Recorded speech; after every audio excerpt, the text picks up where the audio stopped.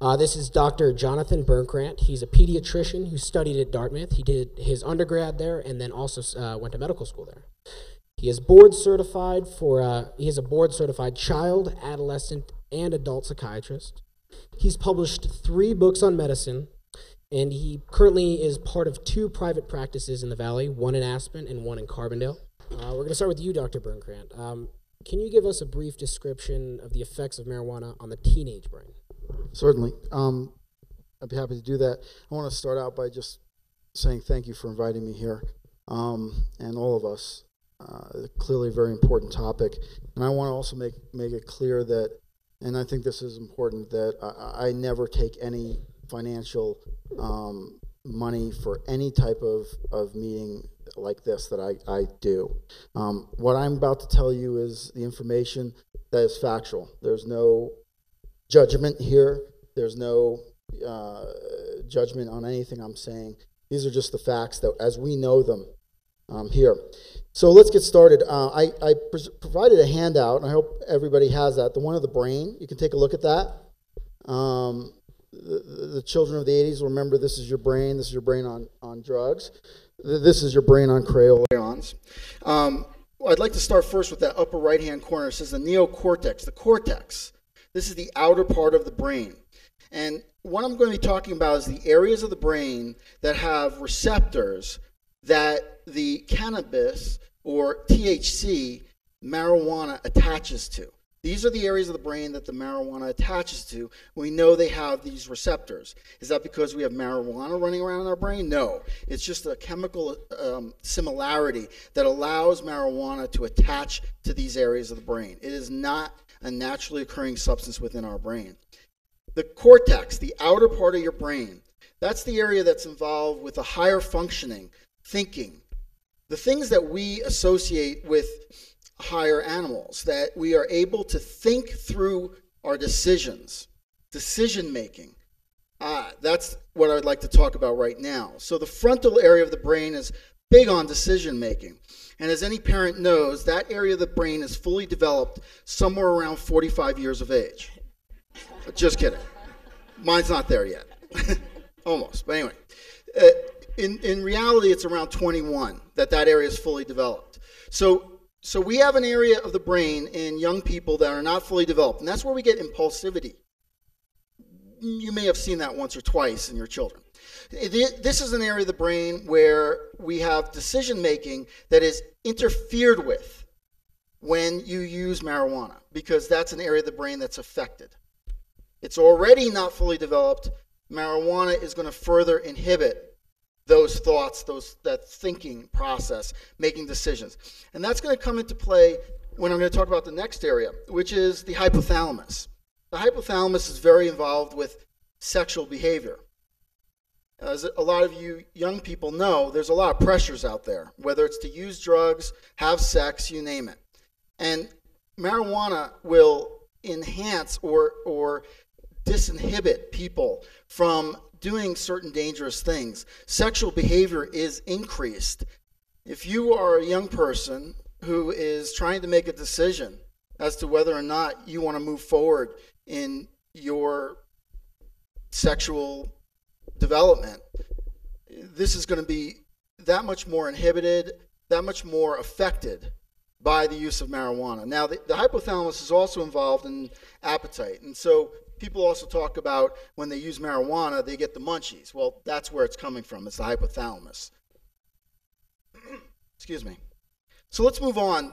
People talk about, is memory affected? Is the hippocampus, which is the area that is involved with memory, is that actually affected? Well, it is. The hippocampus also has those receptors. And that hippocampus, you'll see it on the right-hand side, the middle one, is significantly affected by marijuana use. It's affected in a number of ways. One is marijuana inhibits the development of memories, your ability to remember things, number one. Number two, marijuana does cause cell death in that area of the brain. It's a very, very interesting development that we're seeing. There was a recent article out just over the past couple of days in the Journal of neuroanatomical functioning, which I'm sure everybody's using to go to sleep like I am. But this area of the brain also shows cell death that is equivalent to somebody that's 50% older than you. So what does that mean?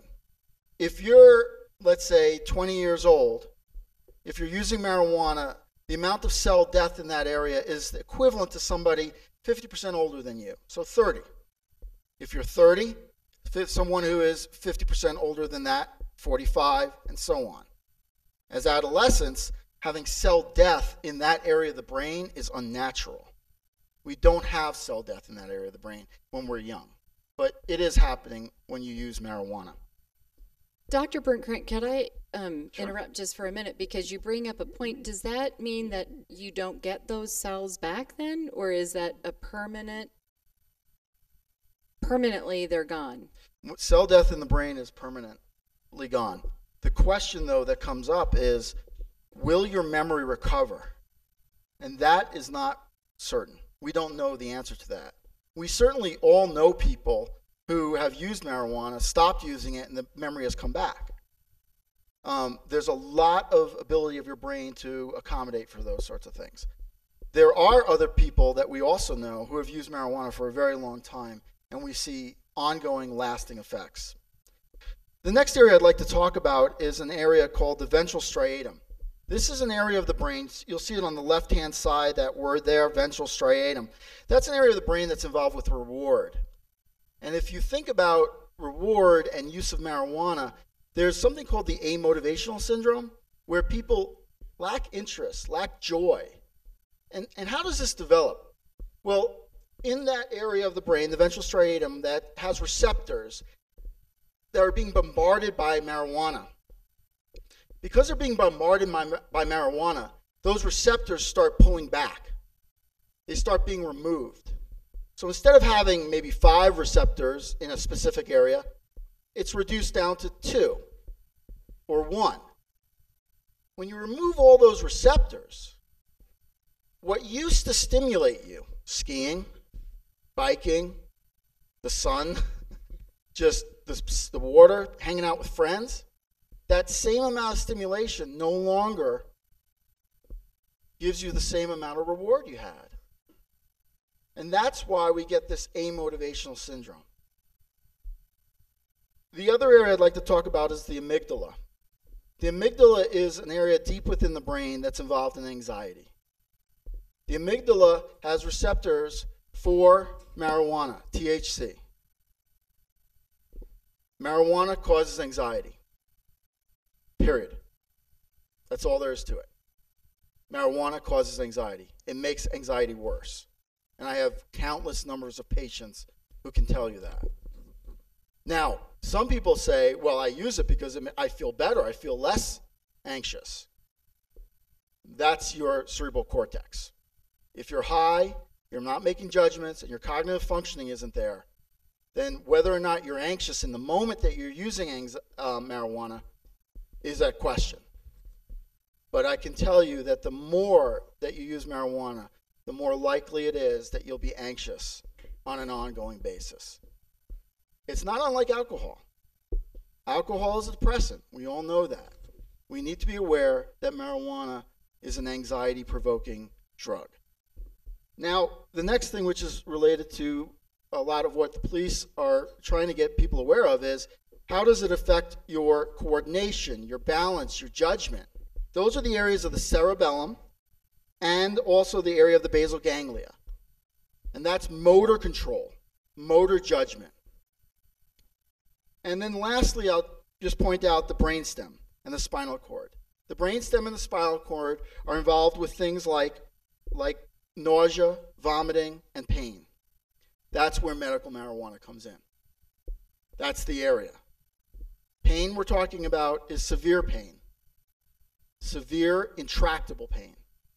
The vomiting we're talking about is intractable vomiting, not controlled by other mechanisms, other medication. We're talking about these severe disorders. We're not talking about a hangnail or a stub toe or anything like that. And so these are the areas of the brain that are affecting children, adolescents, and adults. Thank you. You said that marijuana isn't very unlike alcohol. Will you delve into that comparison a little more for us? Well, it is unlike alcohol in a lot of ways. They're both addictive drugs. A lot of people ask me the question, which is better? The only thing I can answer that with is, would you rather have diabetes or hypertension? I mean, that's the answer to that. They're both addictive. We know that for sure. They both have side effects. They both cause impairment, cognitive impairment, as well as other impairments. So what kind of development aren't we going to see in an adolescent who's using marijuana continuously? That's a great question. There's a lot of evidence that shows that developmentally, whether we're talking psychosocially, where you're looking at grades, grades are certainly affected by that, and we have clear evidence of that through multiple studies. With regards to developing friendships, getting into trouble, there certainly is a significant correlation there.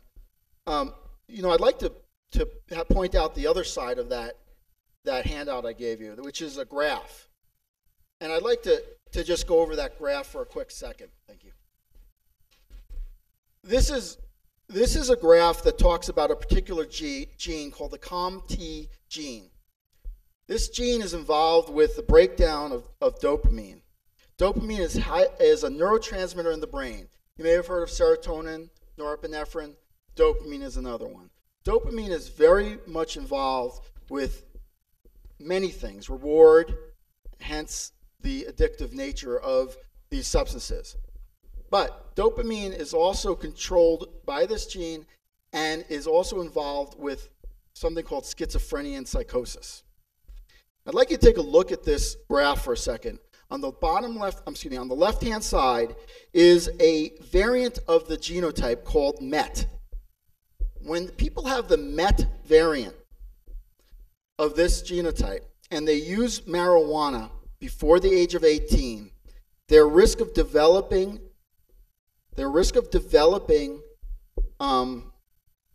psychosis later on in life, after the age of 18, is shown by this graph. I want to move to the right-hand side. On the right-hand side is the variant of this gene called the Val Val variant. In this variant, for those people who do not use marijuana before the age of 18, their risk is shown on the left-hand side, which is a small yellow bar. There's something protective about this gene for schizophrenia and psychosis development. However, for those individuals who used marijuana before the age of 18, the development, when you have this variant of the genotype, the development of schizophrenia and psychosis is 2.3 to 2.4 times that of the normal population. I mean, that's a huge variation. You can see it right there.